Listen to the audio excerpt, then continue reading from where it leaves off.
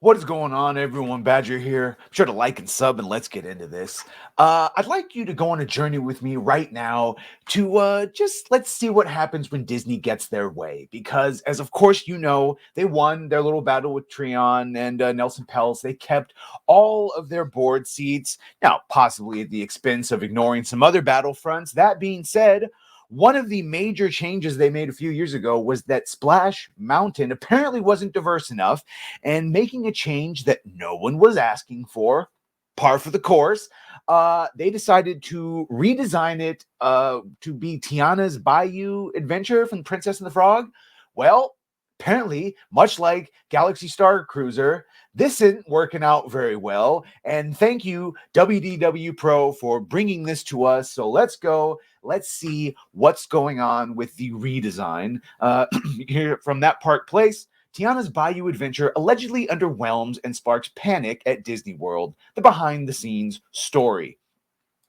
It was the summer of love in 2020, and the Walt Disney Company had a very new and very vulnerable streaming service that had just launched, critical to the future of the House of Mouse. It's lost billions since then.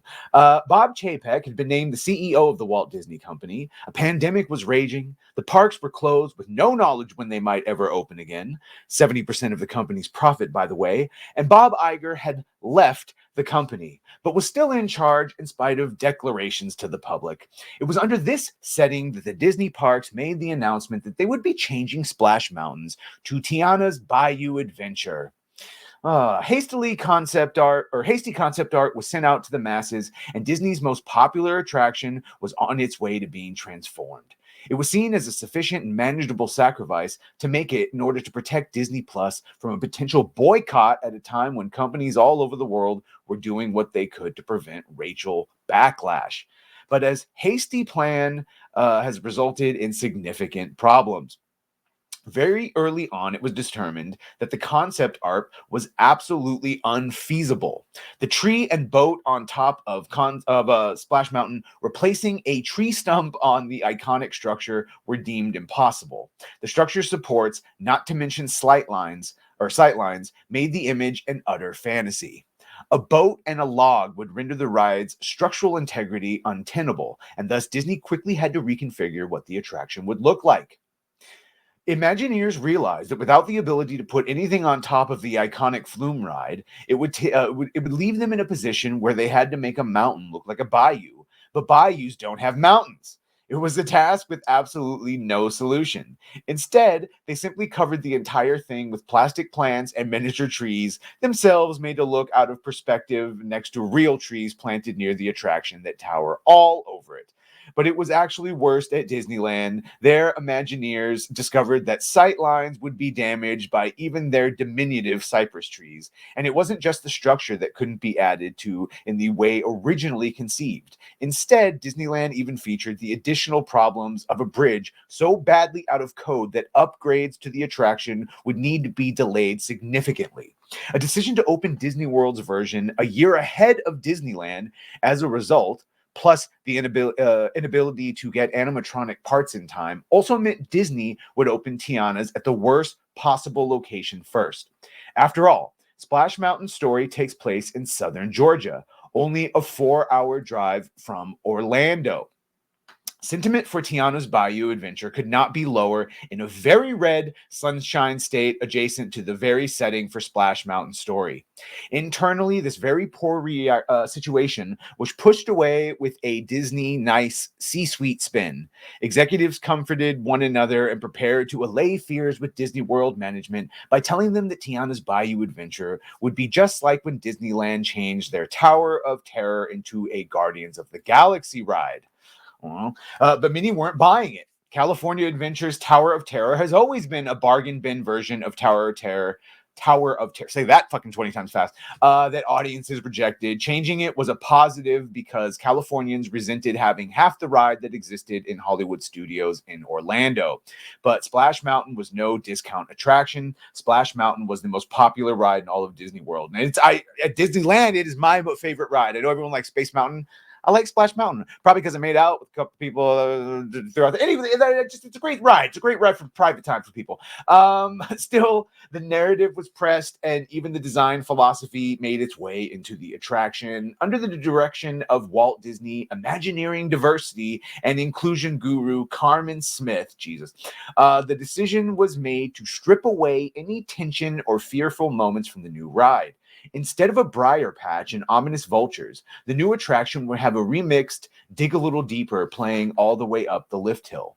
A Mama Odie attraction, animatronic rather, would have guests clapping and singing their way to the top, where they would fall into the bayou magic. Animated flamingos would fill the lift hill tunnel, making any sense of dread a thing of the past.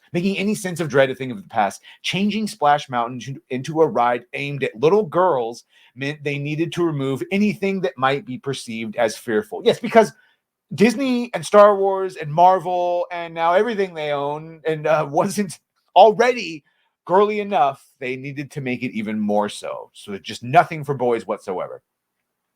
An effort was made to make the attraction to be bizarre mishmash of Tiana from Princess and the Frog and stealing the company history of Tabasco. Now Tiana would be the owner of a hot sauce co-op that operates on a salt dome, eerily similar to Tabasco's Avery Island. But bad PR situations made even this convoluted story even more problematic. An artist who worked on the attraction was revealed to have a militant background. Oh, of course. The voice actress who plays Mama Odie was featured in a podcast in which she viciously attacked the conservatives Disney needs to win back to its weakening Disney World attendance and movies and Disneyland. Her comments that white people are scared and the world is brown certainly aren't winning hesitant fans to sing along with her character on an attraction destroyed for BLM. Meanwhile, budget constraints also meant that the ride could not be anything close to the ride that it was replacing. This truly was the final nail for the attraction's potential. Gone were 70 animatronics. Instead of being reused for the ride, budget requirements and a desire to move Frontierland into a bayou setting meant that the animatronics from Splash Mountain were broken down and used to build new animatronic mechanics for a redone Country Bear show. Oh. In the place of 70 animatronics would be a mixture of projections, fog, less than 20 animatronics, and a number of statues that Disney might call animatronics because their eyes feature a simple projection imitating pupil movement. Gone is the magic. This sounds soulless. Because of a lack of budget and the need to send almost all the old animatronics to build parts for Country Bears 2.0, nearly all the animatronic budget was spent on the final scene where there was simply no way to do an ending without animatronics. There are many reasons for this, but we'll leave that for another article. But even there, our unforced error led many to believe that the team behind the ride was in over its head. Original music for the ride used for the finale was seen as a hugely risky, given that the new music would assuredly be compared to Zippity Doodah, and it was and is unproven with the audience. Jesus. Finally, the ride also lost the support of one of its biggest pieces. Disney needed to ensure the attraction would be as good as the original. Tony Baxter, the man who led the design of Splash Mountain, was brought back to WDI to help the team redesign Tiana's Bayou Adventure. However, after seeing that this attraction would not be a book report, but instead a completely new adventure for Tiana, foreign to guests, Baxter had serious doubts. Ultimately, he would leave under the belief that the guests did not want Tiana mixed with Indiana Jones, chasing after a secret ingredient, being shrunk to the size of frogs with Bayou fog magic, the elimination of any sense of tension. All of it was something that Baxter didn't want his name attached to. Correctly so, I think. Correctly so. But now, Disney is nearing its reveal of Tiana's Bayou Adventure. It has been a very bumpy ride. Ultimately, the removal of their most popular attraction may prove to either be a timeless upgrade or an extremely costly failure. It's looking like it's going to be that latter one. Quietly, Disney World management worries the attraction has been feminized. Yeah, we heard this before. Has been feminized and made far too political. Again, where have we heard this before? Of course, saying such a thing will put someone in serious trouble with higher ups at Burbank. And so they're whistling the same tune as they open a ride that looks nothing like the original version, features extremely few animatronics, is based on design philosophy of the Guardians ride in Disneyland, and which is desperately trying to activate sales of brand new co-op critters that were designed for maximum retail impact. But unfortunately for Disney, those who have experienced the ride already wished Disney had dug a little deeper and given this the forethought and budget it needed to achieve what Splash Mountain had already done for decades prior. Yeah, give me back, my Splash Mountain. This is shit. This is shit.